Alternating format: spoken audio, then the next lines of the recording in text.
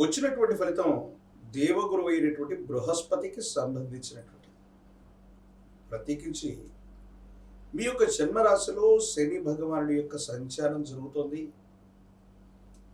మీ నుండి చతుర్థ స్థానంలో దేవగురువు అయినటువంటి బృహస్పతి ఉన్నాడు. ఇంటా బయట మానసికమైనటువంటి ఒత్తిడిని సమన్వయం చేసుకోగలిగితే అనుకూలవంతమైనటువంటి ఫలితాన్ని మీరు తప్పకుండా పొందేటువంటి అవకాశం కనిపిస్తోంది. మీనరాశి జాతకుల యొక్క జీవన గమనంలో ఈ ఆగస్టు మాసంలో కొన్ని ముఖ్యమైనటువంటి సంఘటనలు జరుగుతూ ఉంటాయి. వ్యాపార సంబంధమైనటువంటి అంశాలు, ఉద్యోగ సంబంధమైనటువంటి స్థితిగతుల్లో మాత్రం కొంత మార్పు ఉంది. వ్యాపారాన్ని విస్తరించడానికి ఇది సరైనటువంటి సమయం కాదు. వ్యాపారంలో కొన్ని ఆటంకాలని, ఒడిదుడుకుల్ని ఎదుర్కొనేటువంటి అవకాశం మాత్రం కనపడుతూ ఉంటుంది.